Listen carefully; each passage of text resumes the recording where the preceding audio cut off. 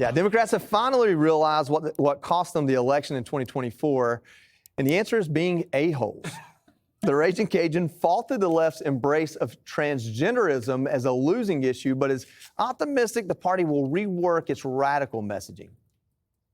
I think at the point you're going to look silly if you go to trans stuff. Okay, I think that idea has like come and gone. I think the Democrats realize they're not going to say anything stupid on this again. Meanwhile, the first openly transgender member of Congress says Democrats like Gavin Newsom and Rahm Emanuel are overcorrecting when it comes to men and women's sports. McBride also called out Democrats for not connecting with voters. Voters feel like Democrats have sort of been to them. And I do think that a voter asks two questions when they're considering who to vote for. The first question is, does this candidate, does this party like me? And by extension, do they respect me? Do they care for me? But do they like me? If you can't answer that first question to a voter's satisfaction, they won't even get to the second question, which is, what does this party think? What does this candidate think? Greg, I've honestly never asked myself if a party or a candidate liked me. I've never even thought that. I presume that Donald Trump and I have very little in common in our regular lives. I ask myself, do I like what he's advocating for? And maybe it's a cell phone, but where is he coming from there? Well, Carville first says that this issue is bad politically.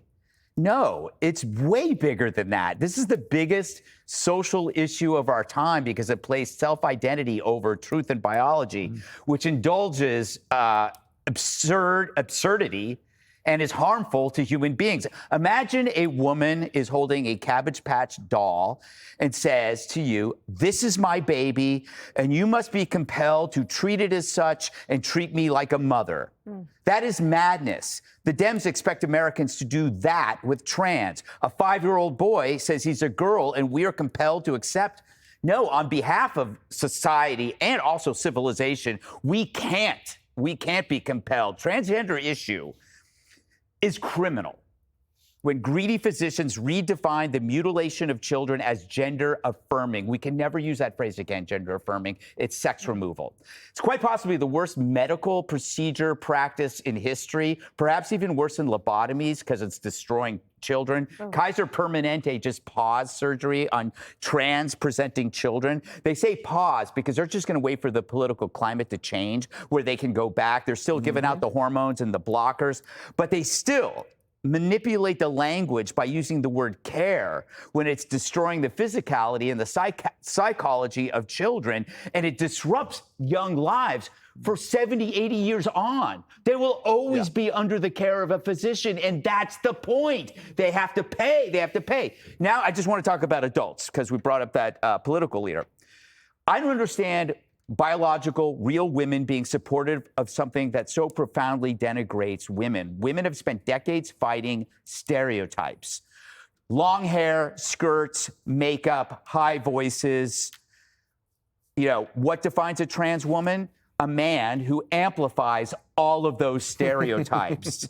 They act like women, and we must be compelled to indulge to this fantasy. It's bonkers.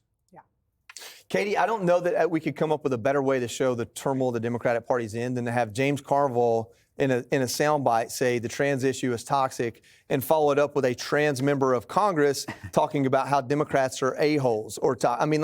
They're almost agreeing on the fact that Democrats are in the toilet, but obviously they're not on the same page. It's toxic because Democrats have been shoving it down the throats of average Americans and women in their locker rooms, in their battered women's shelters, in their prisons for years. And if people can't trust you to understand basic biology, why would they trust you on other issues or think that you could handle big issues of substance? And Carville tries to talk about this like this is some distraction. Democrats in the House have a voting record on this. Every single Democrat in the House voted against protecting women's sports, keeping men out of their locker rooms.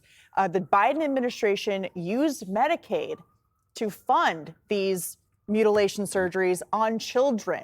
this is what they did. So for Carville to say this is just some big distraction and make sure that you don't get bogged down in talking about it, this isn't just an issue of talking. This was a huge policy position that Democrats for the past 4 years took and ran with in every single agency inside the federal government and enforced it with the power of the Department of Justice, with the power of the Department of Education.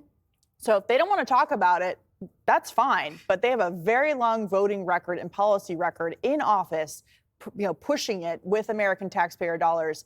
And it's something that was not only rejected in the last election, but one that polling consistently shows is going opposite of what Democrats think on it, not in favor of it. Piers, as the guy at the table has been called an a-hole more than anybody else. Although I don't agree with Stop talking that. about yourself, Joe. No. What do you think about this? You know what I think? I think that this comes down to the core debate here about what the Democrat Party ought to be about. It used to be about liberalism, right? It used to be the party of tolerance, of fairness, of accepting people as they were, of having different types of people, different types of voters voting for them, but underpinning it, genuine sense of being a liberal. What has it become? In this woke era, which has been completely baffling to people like me who used to think we were liberal, it became a form of fascism. It became a way of telling people how they should think, how they should dress, what historical figures they could revere, what books they could enjoy, what comedy they could find funny, and so on and so on and so on. And it became a party of scolding people who did not sign up to their very narrow worldview that they created. And the virtue signaling that went with it, the bullying, the cancel culture, the if you deviate one iota from what we tell you you have to be, then we're going to destroy you. We're going to shame you, abuse you. We're going to get you fired. We're going to do whatever we can to destroy you. Yeah. And so they became, and this is the great irony, which is what I've tried to tell them. They became the very thing they professed to despise most. Mm-hmm. They became fascists. Yeah. This is actually what fascism is. It is where you try and instill your worldview, a narrow worldview, on everybody, and if they deviate, you destroy them. And until the Democrats move on from that, Carville is right. Look, politically and actually in the reality, he's right. They have to move on from this, or they are going to get wiped in the next election and the one after. Common sense has to return. And actually, when Kamala Harris talks about a broken system, America's a two-party system. It is not good for American democracy if the Democrats continue down this path and literally disintegrate. I don't think that's healthy for them, but it's not actually healthy for Republicans. You need a good opposition who can hold you to account, who can challenge you, who can actually work with you, perhaps on good policy, and take you on about bad policy. The way the Democrats are going, I don't think they realize just how perilous this moment is for them. I've never seen a party that has lost touch with the majority of people in the way that this Democrat Party now has. So that's their challenge. Emily? Yeah, your comments reminded me of this court case in the Olympics where a biologically female athlete had to sue because her testosterone levels were naturally higher than the threshold. Mm-hmm. And she had to present herself and say, no, I show all the medical records. I promise I'm a biological female. The point is that approach makes no account for the diversity within biological females. It's creating the paper dolls where we all look alike so that woman face automatically makes you a woman, where in reality, biological women are incredibly diverse, clearly. And with the decrying by the left of bringing up, adjacent eugenics and sterilization, they are sterilizing a generation of those people that are for some reason susceptible to influence or somehow confused. And it will have a generational impact. You're absolutely right, obviously, Piers, that, Carville's warning, it's not just strategic, it is existential. Because those people that have fish hooked this entire party to the extreme left are totally ignoring that the majority of their party was governed by reality, not theatrics, not ideology, not asking questions of looking in the mirror, whether you like me, am I accepted? No. Does your government keep you safe, secure, and your rights protected? Are you free? Do you have the power to vote? Those are the questions you should be asking. If you're asking whether someone likes you, clearly no one does. We have a very woke Prime Minister in Britain, Keir Starmer, and it was fascinating watching Trump in Scotland say in front of him, next to him, if you want to be a good leader, actually it's quite simple. You just let people pay less taxes, right? You have a strong border, you have tough immigration policies, you have fewer foreign wars, and you rattle these things off. And I can see a lot of my British friends going, Wow. Really? Can we have a piece of that? All right. Ahead, a man takes a golf cart for a joyride at the airport. I didn't know where that sentence was going. That and the fastest is up next. Click here to subscribe to the Fox News YouTube page to catch our hottest interviews and most compelling analysis. You won't get it anywhere else.